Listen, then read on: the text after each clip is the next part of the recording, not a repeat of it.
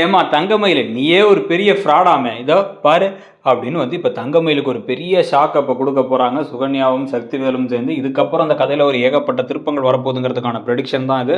So இப்போ வந்து பார்த்தீங்க அப்படின்னா வந்து சக்திவேல் நேரடியாகவே வந்து இந்த பாண்டியன் ஸ்டோர்ஸை மொத்தமாக அழிக்கணும் அப்படின்னு முடிவு பண்ணிட்டார். அதுக்காக தான் வந்து பிளான் பண்ணி கடையை எதிர்த்தாப்புலேயே போட வச்சிருக்காரு. முதல்ல வந்து பார்த்தீங்கன்னா முத்துவேலு டே எதுக்குறா சக்தி அதெல்லாம் அங்கெல்லாம் கடையை வைக்க வேணாண்டா, பழனிக்கு நம்மளே ஒரு நல்ல கடையாக பார்த்து வச்சுக்கலாம், மில்லு பக்கத்தை கூட ஒரு கடையை போட்டலாம்டா அப்படின்னும் போது, இல்லைண்ணே அதெல்லாம் வேணாண்ணே, அந்த பரதேசி பாண்டியன் அவனோட பிஸ்னஸ் அழிக்கணும்னு அவன் எவ்வளோ திமிரா பண்ணான், அதே மாதிரி நம்ம சொந்தக்காரங்க முன்னாடி வச்சு கடைசியில் இந்த லூசு பைய பண்ணதுனாலன்னு குமாரை காமிச்சு பண்ண வேலையால் சாப்பாடு போட முடியாமல் போயிடுச்சு. அம்மாவோட பிறந்த நாள் அதுமா அத்தனை பேருக்கும் அவன் ஜோறு போட்டு பெரிய இது பண்ணான். இதில் வரும்போது மேலதாலெல்லாம் அடித்து எவ்வளோ ட்ராமா பண்ணானுங்க. இதில் குடும்ப ஃபோட்டோ தனி ஃபோட்டோகிராஃபர்ன்ட்டு அவனுங்க எல்லாத்தையும் காலி பண்ணணும்னா அவனுக்கு எல்லாம் கையில் இப்போ பணம் இருக்குன்னா தானே ஆடுறானுங்க. அவன் மறந்துட்டான், நம்ம வீட்டு வாசல்லே கடந்ததெல்லாம் அந்த பாண்டியை மறந்துட்டான்.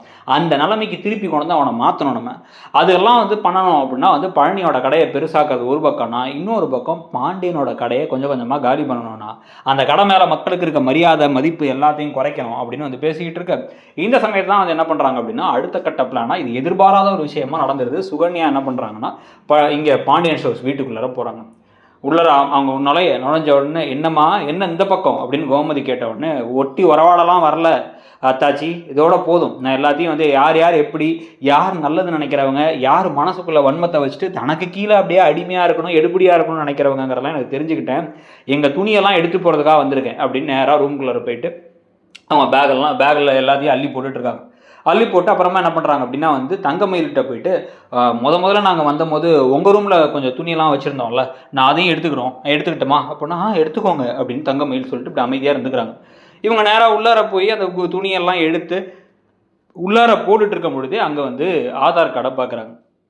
இந்த ஆதார் கார்டை சரவணன் எடுத்து அங்கே வச்சுருக்காரு. எடுத்து வச்சு இந்த ஆதார் கார்டை வச்சு பிரச்சனை பண்ணணும்னு தங்கமயிலோட ஆதார் கார்டு. அதை எடுத்து அதை பார்த்தோன்னே அதில் வந்து இந்த வருஷத்தை பார்த்தோன்னே ஷாக் ஆகிறாங்க. ஷாக் ஆகிட்டு டக்குன்னு என்ன பண்ணுறாங்க, அதை ஃபோனில் ஃபோட்டோ எடுத்துகிட்டு நேராக கிளம்பி நான் கிளம்புறேன் அப்படின்னு சொல்லிட்டு போகிறாங்க. சொல்லிட்டு போகும்போதே வந்து பார்த்தீங்கன்னா கோமதி எப்படி இந்த பக்கம் மூஞ்சி திருப்பிக்கிறாங்க. கிளம்பி அங்கே போனவங்க இப்போ சக்திவேலும் முத்துவேல் குமரவேல்லாம் பேசிகிட்டு இருக்கும் பொழுதே நேராக உள்ளார போகிறாங்க. உள்ளார போயிட்டு உங்களுக்கு ஒரு விஷயம் சொல்லணுமாமா, இப்போ தான் புதுசாக கண்டுபிடிச்சேன், எனக்கே பெரிய அதிர்ச்சி அப்படின்னும் போது என்ன விஷயம் அப்படின்னு கேட்க, அந்த குடும்பத்தை தங்கமயில்னு ஒருத்தி இருக்கால அப்படின்னா, ஆமாம் தங்கமயில்னா யார், அந்த மூத்தவனோட பொண்டாட்டியா அப்படின்னா, ஆமாம்மா அன்னைக்கு கூட அவங்க அப்பனை வீட்டில் வாசலில் கட்டி வச்சு அடிச்சுக்கிட்டு இருந்தோமே அவன் இந்த பிள்ளையா அப்படின்னா, ஆமாம்மா அவங்க அது மேலே எப்பயுமே எனக்கு ஒரு சந்தேகம் இருந்துகிட்டே இருக்குமாம்மா. முன்னெல்லாம் வந்து பார்த்திங்க அப்படின்னா அந்த வீட்டில் நான் போன புதுசில் இந்த மீனாவும் நம்ம பிள்ளை ராஜியும் க்ளோஸாக இருப்பாங்க. ரெண்டு பேரும் ஆமாம் ரெண்டும் வந்து நல்ல பெரிய குடும்பத்துலேருந்து வந்ததுங்கள்ல, இது என்ன குடும்பம்னே தெரிலையே அப்படின்னு ஒரு பேச. அதே தான் அந்த காரணத்துக்காக தான் நாங்களும் வந்து தனியாக இருக்காளோ நினச்சிக்கிட்டு இருந்தேன். ஆனால் அவளுக்கு பெரிய மரியாதையும் இருக்காது, சரவணனும் அவளை மதிக்க மாட்டாங்க, பேசும்பொழுதே கூட சரவணன் வேணுன்னே வந்து நோஸ்கட் கொடுத்துக்கிட்டே இருப்பார்.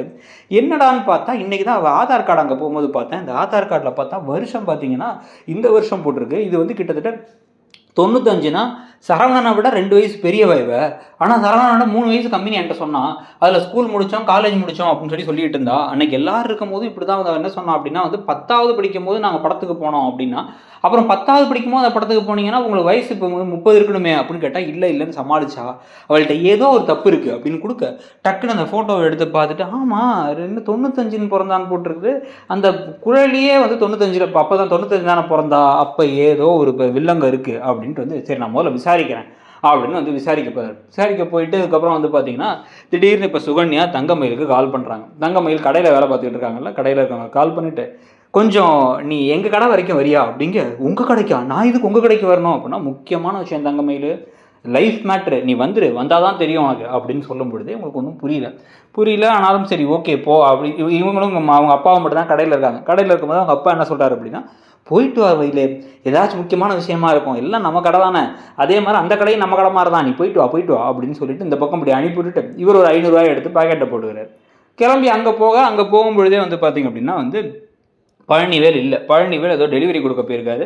கல்லால் வந்து இப்படி ஹாயாக உட்காந்துருக்காங்க சுகன்யா உட்காந்துட்டு வா மயிலே வா உட்காரு அப்படின்னா வந்து இல்லை என்னன்னு சொல்லுங்கள், இங்கே நான் நிற்கிறத யாராச்சும் பார்த்தா தேவையில்லாமல் பிரச்சனை ஆகும், என் புருஷன் பார்த்தாலும் பிரச்சனை, மாமா பார்த்தாலும் பிரச்சனை அப்படின்னா ரொம்ப பயப்படாத மயிலே, ஏதோ ஒரு நிமிஷம் இரு அப்படிங்கும் போதே வந்து பார்த்தா பின்னாடி இருந்து இப்போ சக்திவேல் உள்ளார வர இவரையும் பார்த்துட்டு என்ன விஷயம், எதுக்கு என்ன வர சொன்னீங்க அப்படின்னா வந்து, அப்புறம் தங்கமயிலு, நீ தான் வந்து அந்த வீட்டோட மூத்த மருமக, அதில் வேற நல்லா படித்த மருமக, ஒரு எம்ஏ முடிச்சிருக்கிற, நீ என்னம்மா வேலைக்கு போகாமல் இங்கே இருக்க, ஒரு வேலைக்கு போகலாம்ல, இப்போ அந்த பாண்டியனோட கடையில் போய் எதுக்கு வேலை பார்த்துட்டு இருக்க, அந்த பரதேசி பாண்டியன் கடையில் அப்படின்னோடனே, எங்கள் மாமாவை பற்றி தப்பாக பேசாதீங்க, எனக்கு விருப்பம் இல்லை, எனக்கு எங்கள் மாமா கடையில் தான் வேலை பார்க்கறது விருப்பம் அப்படின்னா, விருப்பம் இல்லையா, இல்லை எங்கேயாச்சும் போய் எம்ஏன்னு சொன்னால் வந்து அடிச்சு செருப்பால் அடிச்சு துரத்திடுவாங்கன்னு நினைக்கிறியா அப்படின்னா உடனே ஷாக் ஆகிங்க திரும்பி பார்க்க, எம்ஏ முடிச்சாலாம், எம்ஏ படித்த முகத்தை பாரு அப்படின்னு இந்த பக்கம் சுகன்யா பேச, என்ன இப்படி பேசுகிறீங்க அப்படிங்கும் போதே வந்து டக்குன்னு இவர் வந்து அடுத்து இவரோட ஃபோன் எடுத்து காமிக்கிறார். இவரோட ஃபோனில் அவங்களுடைய 12th மார்க் ஷீட் இருக்குது.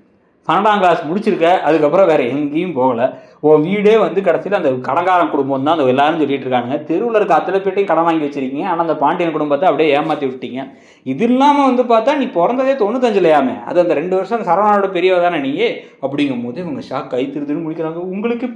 உங்களுக்கு எப்படி அப்படிங்கும் போது எல்லாம் எங்களுக்கு தெரியும், இப்போ எங்களால் இப்போ நாங்கள் இதை என்ன பண்ணலாம் அப்படின்னா 2 விஷயம் பண்ணலாம்.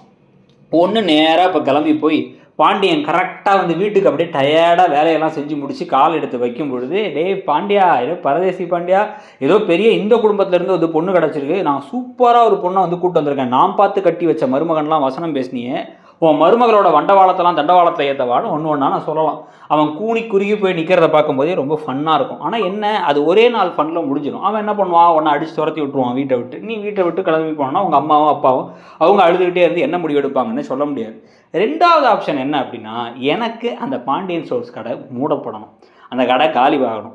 நீ என்ன பண்ணுற அப்படின்னா வந்து இந்த விஷயத்தை நான் யார்கிட்டையும் சொல்லக்கூடாதுன்னா, அந்த பாண்டியன் ஸ்டோர்ஸ் கடையில் வேலை பார்த்துக்கிட்டு நாங்கள் என்னெல்லாம் சொல்கிறோமோ அதெல்லாம் கேட்கணும், நாங்கள் என்ன வேணாலும் சொல்லுவோம், சொல்கிறத நீ கேட்கணும். அந்த பாண்டியன் ஸ்டோர்ஸ் கடை இன்னும் 90 நாளுக்குள்ளே இழுத்து மூடப்படணும், அதுக்கு நீ எனக்கு உதவி பண்ணணும். பண்ணுவியா சொல்லு, இல்லை பண்ண மாட்டேன்னா சொல்லு, உடனே இப்போ போகலாம் வீட்டுக்கு போய் உங்கள் மாமா இறங்கும் பொழுது உன் மாமனார் இன்னையோடு வந்து உனக்கு மாமனார் கிடையாது, நீ கிளம்பி வீட்டுக்கு போக வேண்டியதான நிலைமையை உண்டாக்கிடலாம், ஓகேவா அப்படிங்கும் போதே ப்ளீஸ் இதை யார்ட்டையும் சொல்லாதீங்க அப்படின்னு கெஞ்சுறாங்க.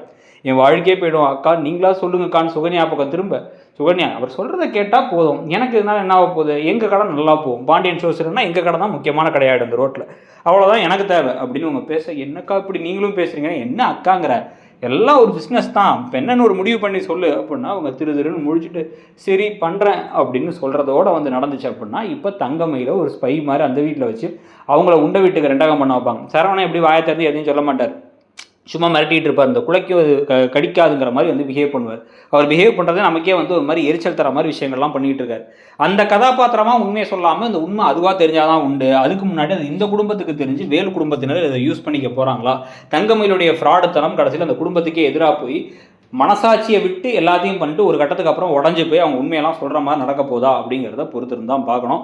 ஸோ நீங்கள் என்ன நினைக்கிறீங்க, இந்த கதையில் இந்த ப்ரொடிக்ஷன் நடந்தால் எப்படி இருக்கும்னு நினைக்கிறீங்க, இப்படி வந்து சரவண உண்மை தெரிஞ்சு வாயை திறந்து சொல்லாமல் இருக்கிறத பற்றி உங்கள் கருத்து என்ன அப்படிங்கிறதையும் சொல்லிட்டு மறக்காமல் இடம்பொருள் சேனலையும் வந்து சப்ஸ்கிரைப் பண்ணிக்கோங்க. நம்மளோட இன்னொரு சேனலான இடம்பொருள் நவுலையுமே வந்து பார்த்திங்கன்னா இது மாதிரி ஏகப்பட்ட ரிவ்யூஸ் எல்லாம் போடுவோம், ஷார்ட்ஸ் எல்லாம் இருக்குது. இந்த சேனலில் மற்ற ப்ரொடிக்ஷன்ஸையும் பார்த்து சப்போர்ட் பண்ணுங்கள். தேங்க்யூ.